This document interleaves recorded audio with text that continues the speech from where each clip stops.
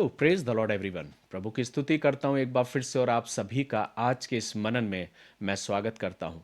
मेरे प्रियो, आज हम यूहन्ना के सुसमाचार के दूसरे अध्याय की ओर अपने ध्यान को केंद्रित करेंगे और यहाँ पर हम प्रभु यीशु मसीह के द्वारा किए गए पहले आश्चर्य कर्म का वर्णन पाते हैं। यूहन्ना अपने सुसमाचार में प्रभु यीशु मसीह के द्वारा किए गए काना के विवाह के भोज में उस पहले आश्चर्य कर्म का जिक्र करता है जिसमें प्रभु यीशु मसीह ने पानी को दाखरस में तब्दील किया था।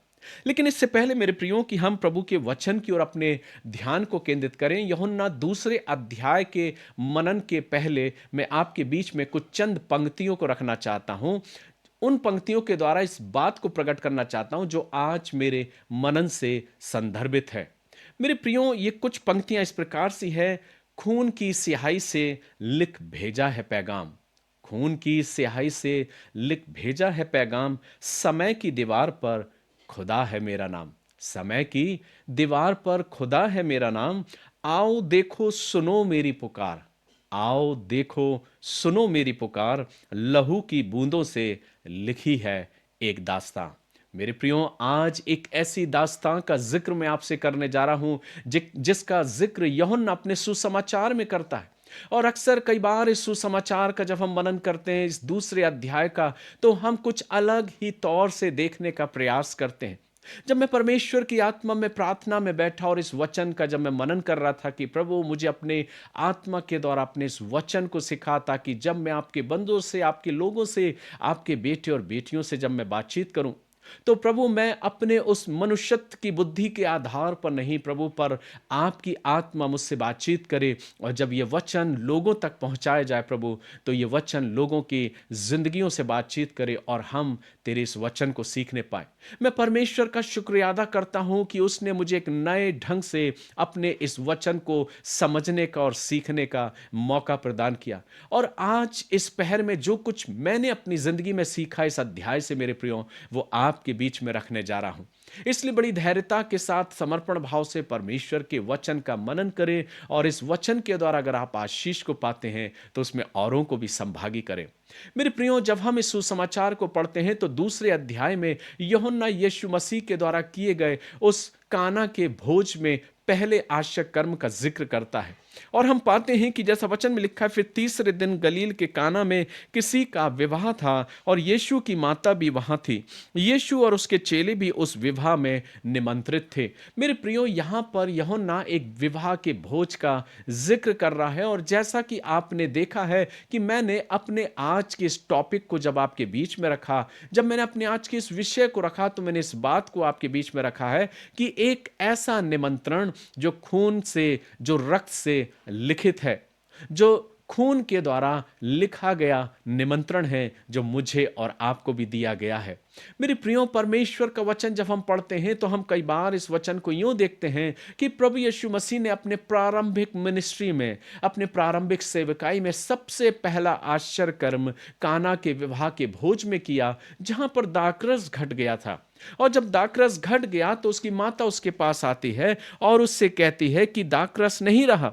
यीशु ने उससे कहा, हे महिला, मुझे तुझसे क्या काम, अभी मेरा समय नहीं आया।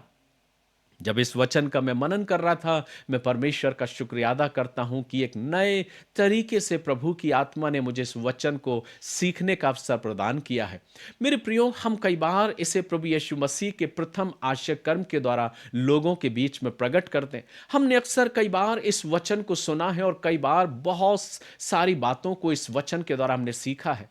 लेकिन जब इस वचन का मैं मनन कर रहा था तो मैंने इस बात को देखा कि ये भोज, जिस भोज में प्रभु यीशु मसीह गए हैं, यूहन्ना का मकसद सिर्फ ये नहीं है बताना कि यीशु मसीह और उसके शिष्य और उसकी माता एक परिवार में, एक निमंत्रण में, एक विवाह के भोज में गए हैं, लेकिन यूहन्ना का मकसद ये है कि वो मुझे और आपको भी अपने विवाह के उस भोज में आमंत्रित कर रहा है।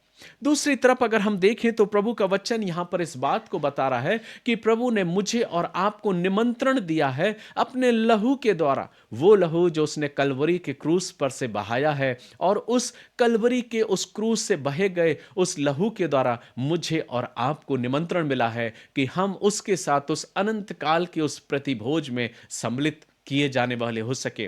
लेकिन अभी हम इस वचन की ओर अपने ध्यान को केंद्रित करेंगे।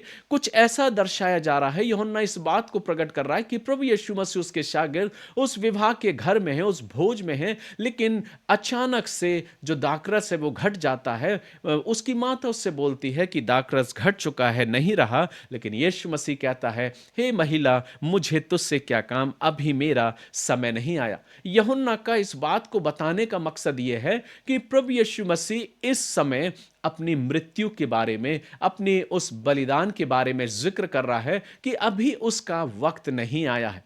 लेकिन फिर यीशु मसीह ने उस पानी को दाखरस में तब्दील क्यों किया, क्या आवश्यक था, और प्रभु यीशु मसीह अपने इस पहले आश्चर्य कर्म के द्वारा क्या प्रदर्शित करना चाह रहा है, और उसी बात को आज हम सीखना चाहते। वचन लिखा है, वहां यहूदियों के शुद्ध करने की रीति के अनुसार पत्थर के 6 मटके रखे थे, जिनमें 2-2, 3-3 मन समाता था। यीशु ने उनसे कहा, मटकों को पानी से भर दो। जब हम इस वचन को पढ़ते हैं तो हम ये पाते हैं कि वहां पर यहूदियों की शुद्ध करने के रीति के अनुसार जो पत्थर के 6 मटके थे वो बाहर रखे हुए थे। यीशु मसीह ने कहा, तुम जाओ और इन्हें पानी से मुंह लबालब भर दो, और जैसा यीशु मसीह ने कहा वैसा ही उसके शागिर्दों ने कर दिया। लेकिन ये कुछ और इंगित करना चाहता है। हम पढ़ते हैं कि उन्होंने उसे भर दिया और उसने उनसे कहा, अब निकाल कर भोज के प्रधान के पास लेकर जाओ, और वे ले गए। जब भोज के प्रधान ने उस पानी को चखा जो दाखरस बन गया था, और नहीं जानता था कि वह कहां से आया है, परंतु जिन सेवकों ने पानी निकाला था वे जानते थे, तो भोज के प्रधान ने दूल्हे को बुलाकर कहा, हर एक मनुष्य पहले अच्छा दाखरस देता है, और जब लोग पी कर छक जाते हैं तो मध्यम देता, परंतु तूने अच्छा दाखरस अब तक रख छोड़ा है। मेरे प्रियो, इस पूरे वृत्तांत को हम जानते हैं, लेकिन मैं परमेश्वर का धन्यवाद करता हूं कि जब इस वचन को मैं मनन किया तो प्रभु की आत्मा ने मुझे इस बात को सिखाया कि यूहन्ना यीशु मसीह के उस पहले आश्चर्य कर्म का ही जिक्र नहीं कर रहा, लेकिन यूहन्ना इस बात को प्रदर्शित करने जा रहा है कि तुम्हारे और मेरे जीवन के लिए हमें और आपको अपनी जिंदगी में जो शुद्धिकरण की बात है, जैसा कि वचन में लिखा कि यहूदियों की रीति के अनुसार 6 मटके रखे हुए थे जो पत्थर के थे, जो यहूदियों की शुद्ध करने की रीति के अनुसार थे। अक्सर यहूदी लोग जब अपने घर से बाहर जाया करते थे और जब घर में आया करते थे तो उनको अपने आप को शुद्ध करने के लिए, अपने पैरों को धोने के लिए वो बाहर घड़े में कुछ जल को रखा करते थे और उसके द्वारा वो अपने आप का शुद्धिकरण करते थे।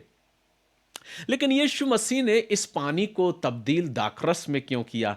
यीशु मसीह इस बात को प्रकट करना चाहता है कि तुम्हारा शुद्धिकरण जल के द्वारा नहीं, लेकिन उस लहू के द्वारा है जो कलवरी से आने वाले समय में बहेगा, जब स्वयं प्रभु यीशु मसीह अपने आप को कलवरी के क्रूस पर बलिदान करने के लिए अपने आप को तैयार करेगा। जब माता मरियम ने उससे कहा कि देख दाखरस घट गया है, तो यीशु मसीह ने कहा कि हे माता तुझे मुझसे क्या काम, हे महिला तुझे मुझसे क्या काम, अभी मेरा समय नहीं आया, अभी मेरा वक्त नहीं आया। यीशु मसीह उस ओर संकेत कर रहा है कि अभी उसका वक्त नहीं आया कि वो अपने आप को बलिदान करे, अपने आप को बलिदान होने के लिए दे दे। जैसे कि एक मेमना, एक भेड़ अपने ऊन कुतरने वाले के सामने चुपचाप रहती है, वैसे ही परमेश्वर का पुत्र भी अपने आप को प्यादों के हाथ में सौंप देगा कि वो उसे क्रूस पर चढ़ा दे।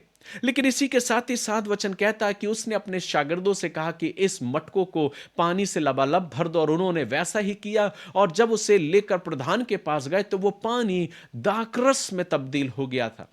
यहां पर यीशु मसीह इस ओर इंगित करना चाहता और पवित्र आत्मा मुझे और आपको सिखाना चाहता, और मैं प्रार्थना करता हूं कि परमेश्वर का आत्मा, पवित्र आत्मा मेरी निगाहों को खोले कि हम प्रभु के इस वचन को समझने वाले हो सके। प्रभु यीशु मसीह ने जल को, जो पानी था, उससे दाखरस में तब्दील इसलिए किया, जिसका उद्देश्य यह है कि चूंकि यहूदी लोग ये सोचते थे कि उनके जल को डालने के द्वारा, उस जल से अपने आप को धोने के द्वारा वो अपने आप को शुद्ध शुद्ध कर लेंगे, उनका शुद्धिकरण हो जाएगा। लेकिन यीशु मसीह ने उस जल को तब्दील किया दाखरस में, और इस ओर इंगित किया दाखरस जो प्रभु यीशु मसीह के लहू का प्रतीक है, और जो मुझे इस बात को प्रदर्शित करता है, दर्शाता है कि मुझे और आपको जल के द्वारा शुद्धिकरण होने की आवश्यकता नहीं, पर मुझे और आपको मसीह के उस रक्त के द्वारा शुद्धिकरण होने की आवश्यकता है। यहां पर प्रभु यीशु मसीह एक विवाह के भोज में गया है, उसको निमंत्रण मिला है, लेकिन एक निमंत्रण मुझे और आपको भी प्रभु यीशु मसीह दे रहा है, और वो निमंत्रण है उसके स्वयं के रक्त के द्वारा। और एक ऐसा निमंत्रण पत्र है जिसमें स्वयं प्रभु यीशु मसीह का रक्त लगा हुआ है, और उस रक्त लिखित पत्र के द्वारा यीशु मसीह मुझे और आपको भी अपने उस आने वाले विवाह के भोज में आमंत्रण दे रहा है। क्या मैं और आप उस निमंत्रण को स्वीकार करना चाहते हैं जो रक्त लिखित खून से लिखा हुआ पत्र है, निमंत्रण है? वचन कहता है कि जब उसने उस पानी को दाखरस में तब्दील किया तो प्रधान ने कहा यह तो पहले से भी उत्तम है, और उसने इस प्रकार से अपना पहला चिन्ह दिखाकर अपनी महिमा को प्रकट किया। यूहन्ना का बताने का तात्पर्य सिर्फ यही नहीं कि वो यीशु मसीह की महिमा को प्रकट कर रहा है, लेकिन यूहन्ना का बताने का उद्देश्य यह है कि हम यीशु मसीह के उस निमंत्रण को स्वीकार करें, हम यीशु मसीह के उस सांकेतिक बातों को स्वीकार करें कि शुद्धिकरण जल के द्वारा नहीं, लेकिन शुद्धिकरण प्रभु यीशु मसीह के द्वारा बहाए गए उस रक्त के द्वारा है, जो आने वाले समय में वो अपने क्रूस पर से बहाएगा, जब उसे क्रूस पर चढ़ाया जाएगा। जो ही हम आगे जाते हैं तो प्रभु यीशु मसीह का वृत्तांत हमें मिलता है कि वो मंदिर में जाता है, और मंदिर में जाकर वो मंदिर में रहने वाले हर एक पीढ़ों को उलट देता है, और हर एक व्यापार करने वालों की पीढ़ियों को उलट देता है, वहां से उन पक्षियों को, जानवरों को बाहर कर देता है, और उन्हें भी बाहर करता है। और वो कहता है कि तुमने मेरे पिता के घर को डाकुओं की खो बना दिया है। ये किस ओर संकेत कर रहा है? जब इस वचन का मनन कर रहा था तो मैंने इस बात को देखा, और परमेश्वर के आत्मा ने जिस बात को मुझे सिखाया वो ये कि प्रभु यीशु मसीह का लोगों को बाहर करना, कब उनकी पीड़ों को उलट देना और उन पशु पक्षियों को बाहर निकाल देना, ये इस ओर संकेत कर रहा है कि अब कोई और बलिदान करने की आवश्यकता नहीं। तुम्हें उस अनंत जीवन को पाने के लिए किसी और बलिदान करने की आवश्यकता नहीं। इसलिए उसने उन तमाम सभी लेन देन करने वालों को उस मंदिर से बाहर कर दिया, और दूसरी तरफ जब उसने उन लेन देन वालों को भी बाहर किया तो इसका तात्पर्य यह है कि खुदा से मिलने के लिए, प्रभु से मिलने के लिए, उस परमेश्वर से मिलने के लिए मुझे किसी भी प्रकार का कोई भी लेन देन करने की आवश्यकता नहीं। जब मैं इस वचन का मनन कर रहा था तो मैंने इस बात को देखा कि परमेश्वर का आत्मा इस बात को सिखाया कि यीशु मसीह ने इस मंदिर को इसलिए साफ किया और उसने लोगों के पैसे को बिखेर दिया, उनको बाहर किया, उनको डांटा और कहा कि तुमने मेरे पिता के घर को डाकुओं की खो बना दिया। उसने उनको बाहर इसलिए निकाला क्योंकि प्रभु की उपस्थिति में जाने के लिए मुझे कुछ भुगतान करने की आवश्यकता नहीं। जैसा कि हम जानते हैं कि यहूदियों की प्रथा के अनुसार उन्होंने अपने उस मंदिर में आने के लिए प्रभु के सम्मुख अपने बलिदानों को और अपनी भेंटों को वो चढ़ाया कर देते, और उसके लिए वो कई बार लेन देन किया करते थे। लेकिन प्रभु ने मंदिर को साफ इसलिए किया और उस मंदिर से पीड़ों को उलट दिया, उन कबूतर बेचने वालों को बाहर कर दिया और उन सब को बाहर निकाल दिया, जो इस ओर संकेत करता है कि परमेश्वर की उपस्थिति में जाने के लिए किसी भी प्रकार का लेन देन करने की आवश्यकता नहीं है, क्योंकि एक ही दाम एक ही बार स्वयं प्रभु यीशु मसीह चुका दिया है, और उसने अपने आप को बलिदान देने के द्वारा, अपने जीवन को बलिदान करने के द्वारा मेरे और आपके लिए एक कीमत चुकाई है, जो उसके रक्त के द्वारा, उसके खून के द्वारा मेरे और आपके जीवन के लिए हमेशा हमेशा के लिए चुका दी गई। इसलिए अब कोई लेन देन करने की आवश्यकता नहीं, कोई बलिदान करने की आवश्यकता नहीं। इसलिए प्रारंभ में उसने पानी को दाखरस में तब्दील किया कि तुम्हारा शुद्धिकरण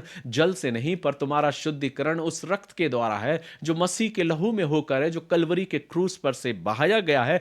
क्या तुम इस निमंत्रण को स्वीकार करना चाहते हो, या उस निमंत्रण को तुम ठुकरा देना चाहते हो? और उसके बाद जब इस वचन को हम पढ़ते हैं तो हम इस बात को पाते हैं कि उसके बाद ही लोग उससे पूछते हैं कि तू ये किस अधिकार से करता है और तू हमें क्या चिन्ह दर्शाना चाहता है, कौन सा चिन्ह दिखाता है। यीशु मसीह ने उत्तर देता, इस मंदिर को ढा दो, मैं इसे 3 दिन में खड़ा कर दूंगा। ये उस ओर इंगित था कि प्रभु यीशु मसीह अपने मृत्यु के बारे में, अपने बलिदान के बारे में और अपने पुनरुत्थान के बारे में जिक्र कर रहा था कि मैं तुम्हारे हाथों पकड़वाया जाऊंगा, तुम मुझे पकड़ोगे, मारोगे, पीटोगे, क्रूस पर चढ़ा दोगे और मेरे शरीर का एक एक बूंद जो रक्त के मानंद हर एक मानव जाति के लिए बह निकलेगा, क्योंकि फिर और कोई बलिदान करने की आवश्यकता नहीं, फिर और कोई बलिदान चढ़ाने की जरूरत नहीं, क्योंकि मैं स्वयं अपने रक्त के द्वारा, अपने बलिदान के द्वारा संपूर्ण मानव जाति को उनके पापों से क्षमा कर दूंगा और उन्हें अनंत जीवन दूंगा। इसलिए मैं अपने रक्त के द्वारा अपने निमंत्रण को मैं तुम्हें देना चाहता हूं और मैं सिर्फ मर ही नहीं जाऊंगा, लेकिन मैं स्वयं तीसरे दिन मृतकों में से जीवी उठूंगा।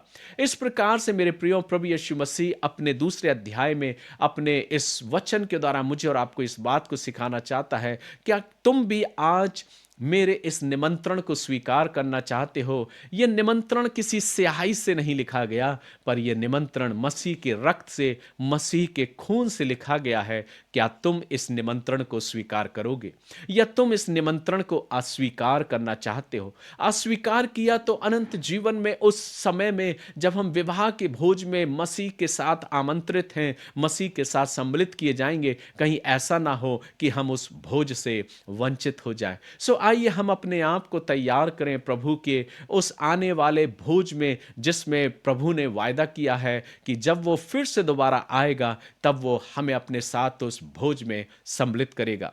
मैं चंद लाइनों को फिर से पढ़ना चाहूंगा। खून की स्याही से लिख भेजा है ये पैगाम, खून की स्याही से लिख भेजा है पैगाम, समय की दीवार पर खुदा है मेरा नाम। आओ देखो सुनो मेरी पुकार, लहू की बूंदों से लिखी है एक दास्तां। आओ मेरे प्रियो, हम और आप भी अपने जीवन में इस दास्तां को, जो स्वयं यूहन्ना ने अपने उस आत्मा में होके प्रभु की उस दास्तां को, कलवरी की उस गाथा को मेरे और आपके लिए लिखा है।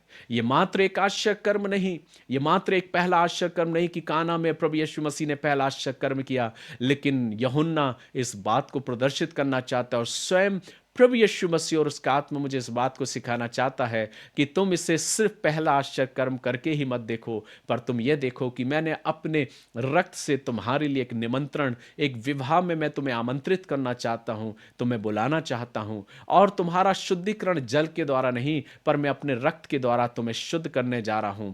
मैं अपने आप को तुम्हारे लिए बलिदान करने जा रहा हूं। इसलिए अब तुम्हें मेरी पवित्र उपस्थिति में आने के लिए कोई लेन देन करने की आवश्यकता नहीं, तुम्हें किसी बिचवई की आवश्यकता नहीं। इसलिए तो मैंने मंदिर से लोगों को बाहर कर दिया, उन कबूतर बेचने वालों को और उन तमाम लेन देन करने वालों को उस मंदिर से मैंने बाहर कर दिया। ये इस ओर संकेत था कि तुम्हें पिता की उपस्थिति में आने के लिए कोई लेन देन करने की आवश्यकता नहीं, क्योंकि मैंने स्वयं ही अपने आप को तुम्हारे लिए दाम चुका दिया है और मैंने तुम्हारे और संपूर्ण मानव जाति के लिए एक ही बार संपूर्ण रीति से अपने जीवन को देके उस दाम को चुकता किया है, ताकि तुम हमेशा हमेशा पिता की संगति और उसकी उपस्थिति में जाने पाओ।